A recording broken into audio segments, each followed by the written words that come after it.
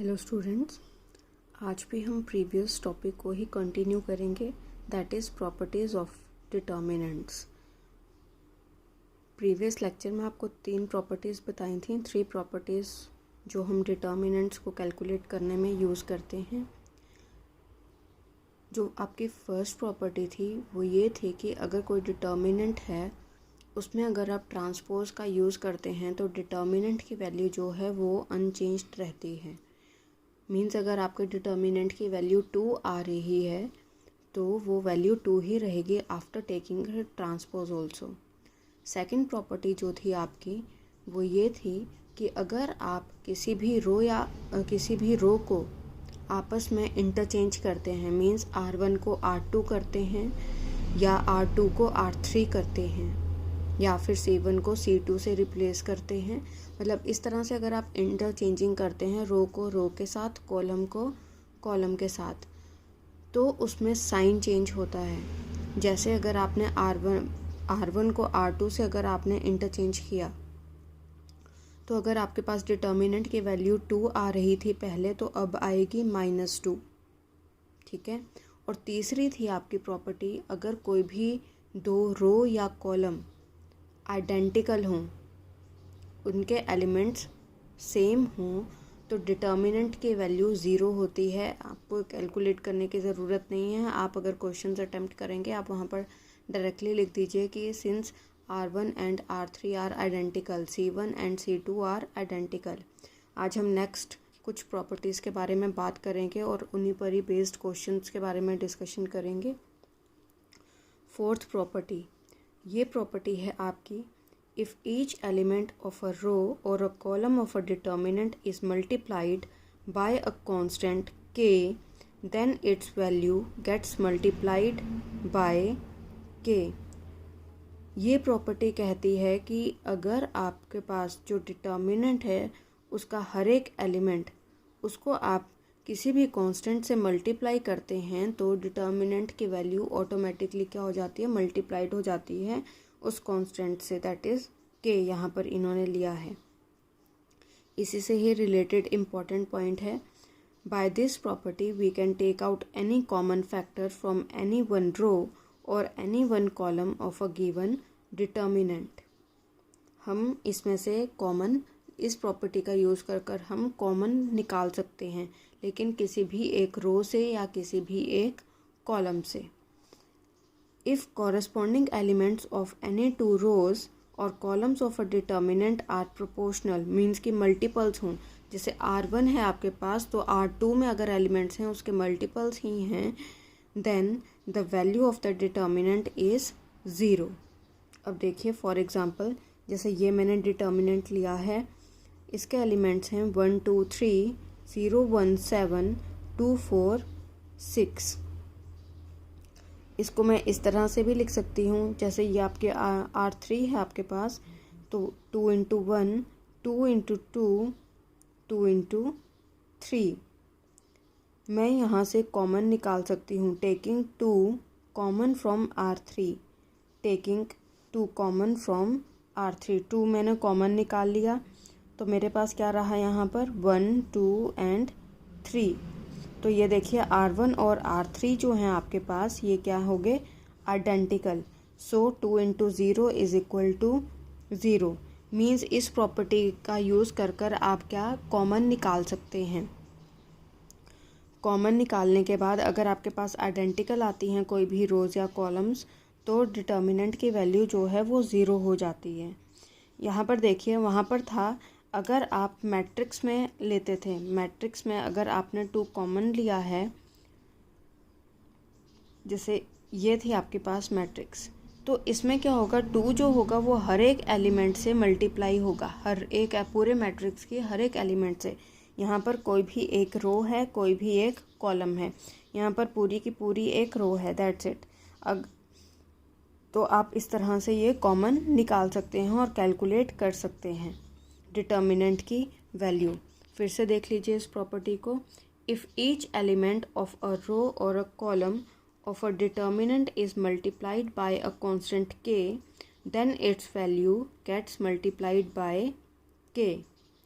Important point, By this property we can take out any common factor from any one row or any one column of a given determinant.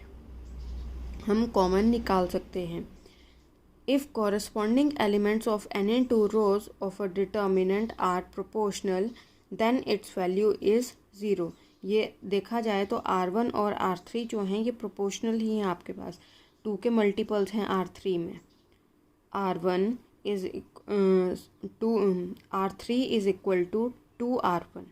Multiples ही हैं, ये identical हो जाएंगे अगर आप common factor निकालोगे इसमें. That is 2 आपने निकाला तो ये आइडेंटिकल हो गया. आपके पास R1 and R3 are identical, तो डिटर्मिनेंट की वैल्यू 0 हो गई. एक चीज़ और यहाँ पर जैसे लिखा है, if each element of a row और a column of a determinant is multiplied by a constant K. Suppose कीजिए जैसे ये है आपके पास डिटर्मिनेंट, इसके एलिमेंट्स हैं A, B, C, D. दूसरा मैंने लिया डिटर्मिनेंट, किसी भी यहाँ पर लिखा है is multiplied by a constant के, मतलब कोई भी मैं रो ले लेती हूँ. जैसे मैंने फर्स्ट रो ही ले ली तो उसके हर एक एलिमेंट को मैंने क्या किया, के से मल्टीप्लाई कर दिया. C, D. तो मैं यहाँ पर के कॉमन निकाल सकती हूँ. तो मेरे पास क्या आ गया यहाँ पर, A, B, C, D, यानी के टाइम्स डिटर्मिनेंट A, वही वैल्यू आ गई. डिटर्मिनेंट की वैल्यू इज़ इक्वल टू के टाइम्स डिटर्मिनेंट जो हमें दिया गया था. इस स्टेटमेंट का मतलब भी यही है और इसी से ही आपके पास 2 स्टेटमेंट्स और आती हैं. इसी को ही हम मॉडिफाई कर सकते हैं थोड़ा सा कि हम कॉमन निकाल सकते हैं, और दूसरा अगर प्रोपोर्शनल हो तो डिटर्मिनेंट की वैल्यू जो है वो 0 आती है. कल हमने एक प्रॉपर्टी पढ़ी थी कि अगर कोई भी रो या कॉलम आइडेंटिकल हैं. आज हम पढ़ रहे हैं कि अगर प्रोपोर्शनल हैं तो भी डिटर्मिनेंट की वैल्यू जो है वो 0 आती है. Next property, 5th property, if some or all elements of a row or a column of a determinant are expressed as the sum of 2 or more terms, then the determinant can be expressed as sum of 2 or more determinants. हम उसका express कर सकते हैं दो या दो से ज़्यादा डिटर्मिनेंट्स में. जैसे फॉर एग्ज़ाम्पल ये मैंने डिटर्मिनेंट लिया है x, y, z, a, b, c, x plus A, Y plus B, Z plus C. मैं इस डिटर्मिनेंट को 2 डिटर्मिनेंट्स में ब्रेक कर सकती हूँ. जैसे X, Y, Z, A, B, सी, ये तो सेम रहेंगे, लेकिन ये जो आपके पास कॉलम 3 है इसको मैंने ब्रेक करना है. तो पहले मैं फर्स्ट एलिमेंट्स उठाऊँगी एक्स, वाई, जेड, एंड दूसरे डिटर्मिनेंट में ए, बी, सी. मीन्स मैं एक्सप्रेस कर सकती हूँ as a sum of 2 determinants. लेकिन याद रखिए कि पूरी की पूरी एक रो होनी चाहिए या पूरा का पूरा एक कॉलम होना चाहिए. मीन्स ये नहीं कि यहाँ पर आप इसको भी आप ब्रेक करने लगें. जैसे यहाँ पर x प्लस ए है और सेकंड कॉलम में आपके पास y प्लस बी है और z प्लस सी. ए, बी, सी, डी, ए, बी. आप इसको नहीं एक्सप्रेस करेंगे सम ऑफ डिटर्मिनेंट्स में. या तो पूरी की पूरी थ्रू आउट जो है कॉलम आपका जो है वो हो सम में एक्सप्रेस्ड हो, या फिर पूरे की पूरी एक रो. इस तरह से आपने उसको एक्सप्रेस करना है सम ऑफ डिटर्मिनेंट्स में. ये मैंने जैसे यहाँ पर एग्जांपल लेकर इसको किया है एक्सप्रेस. जैसे X, Y, Z, A, B, सी, ये एलिमेंट्स तो वैसे ही रहेंगे, लेकिन इसको मैं इस कॉलम 3 को मैं एक्सप्रेस कर सकती हूँ 2 डिटर्मिनेंट्स में. जैसे फर्स्ट मैंने उठाया X, Y, Z and A, B, C. 5th property ये कहती है कि अगर कोई भी रो और अ कॉलम डिटर्मिनेंट के अगर उनमें वो सम में लिखा गया हो, मीन्स कि सम भी हो सकता है, सब्ट्रैक्शन भी हो सकता है. यहाँ पर सम ऑफ 2 और more determinants, then the determinant can be expressed as sum of 2 और more determinants. Next property, if to each element of any row or a column of a determinant the equimultiples of corresponding elements of other row or a column are added, then the value of the determinant remains same. If we apply the operations Ri to Ri plus K Rj और Ci to Ci plus K Cj, basically इस property का sixth property जो है आपकी, इसका मतलब है जैसे आपने मैट्रिसेस में पढ़ा था एलिमेंट्री ऑपरेशंस आप अप्लाई करते थे, अगर आप डिटर्मिनेंट्स में वो ऑपरेशंस अप्लाई करते हैं तो डिटर्मिनेंट की वैल्यू चेंज नहीं होगी। चाहे आप डायरेक्टली उस डिटर्मिनेंट को कैलकुलेट कर कर देख लें या फिर ऑपरेशंस अप्लाई कर कर देख लें, जो वैल्यू है डिटर्मिनेंट की वो सेम रहेगी आफ्टर अप्लाइंग द ऑपरेशंस भी। जैसे सपोज कीजिए ये है determinant X Y Z A B C X plus A Y plus B Z plus G. मैंने यहाँ अप्लाई किया ऑपरेशन C1 में, क्या अप्लाई किया C1 प्लस C2, यानी चेंजेस किस में होंगे, C1 में चेंजेस होंगे। C1 क्या बन जाएगा आपके पास, x plus A Y plus B Z plus C. ये C2 और C3 एज इट इज़ ही रहेंगे। अब देखिए यहाँ पर C1 और C3 जो हैं वो आइडेंटिकल हैं, तो डिटर्मिनेंट की वैल्यू कितनी आ गई यहाँ पर, 0।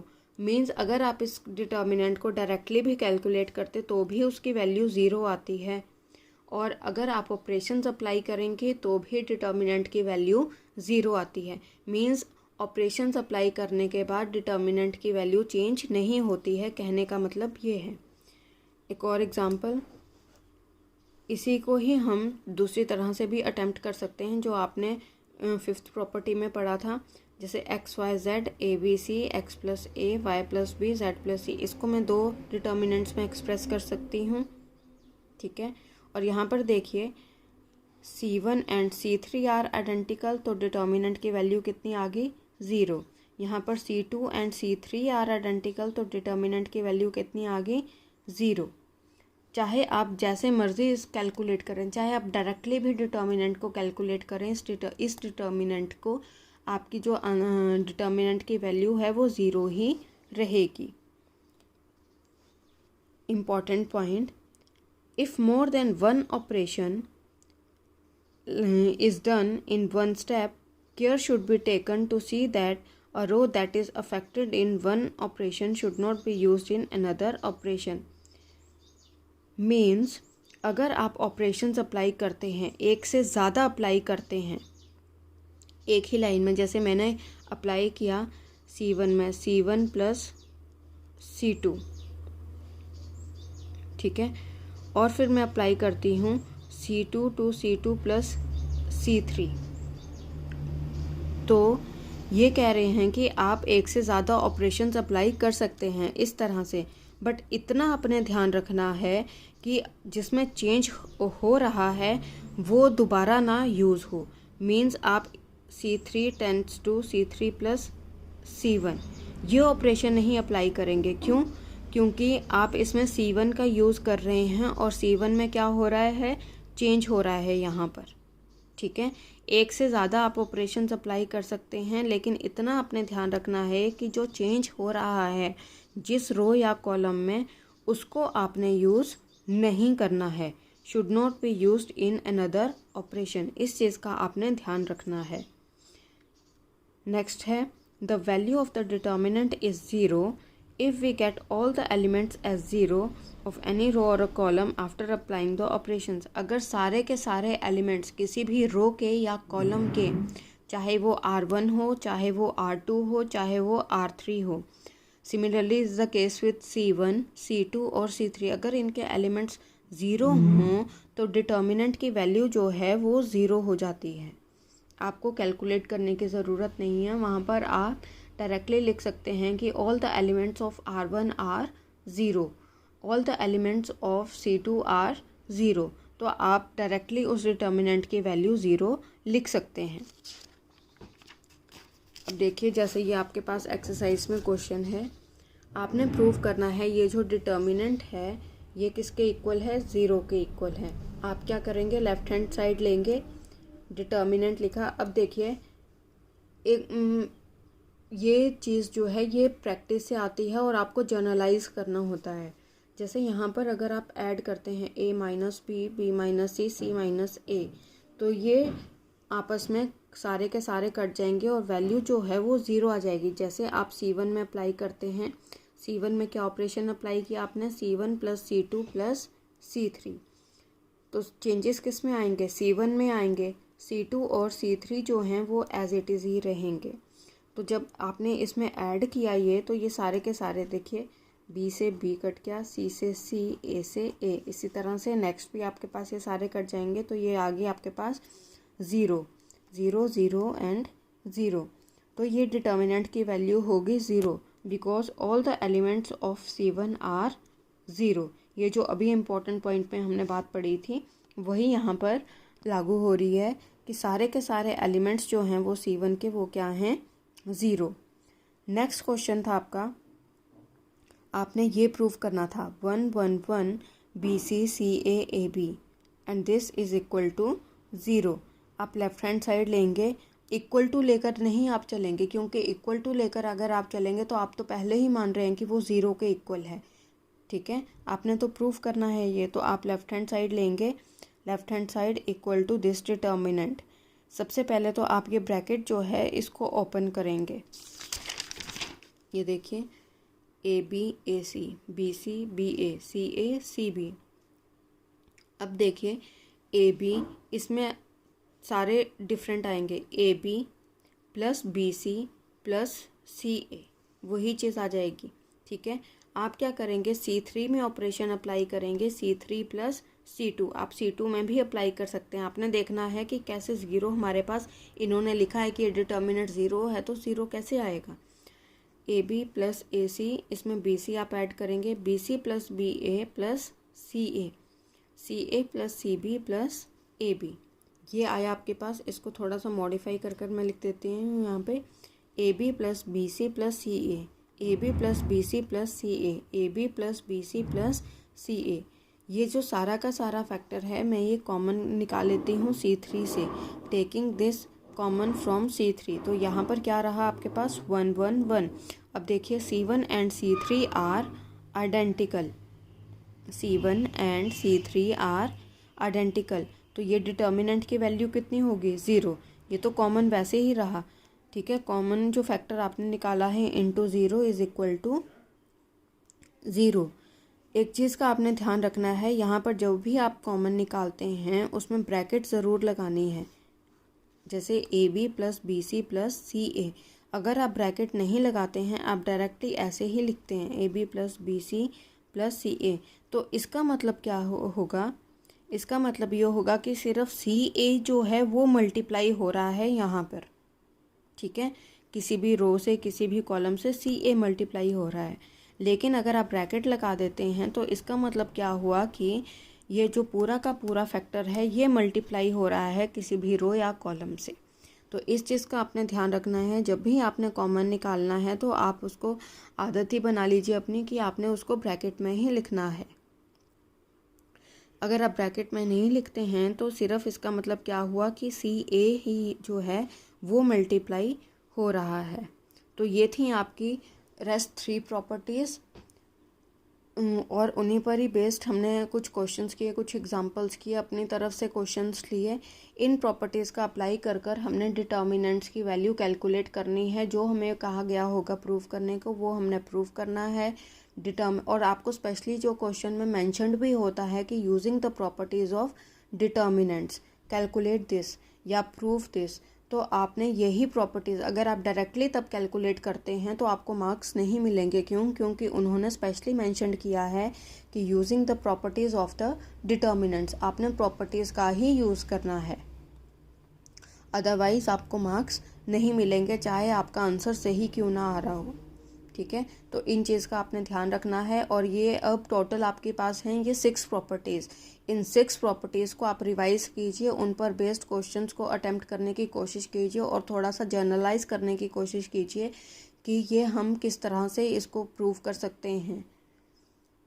जितनी आप प्रैक्टिस करेंगे उतना ही आप इन प्रॉपर्टीज़ का यूज़ कर पाएंगे और उतना ही बेहतर आप डिटर्मिनेंट्स को समझ सकेंगे।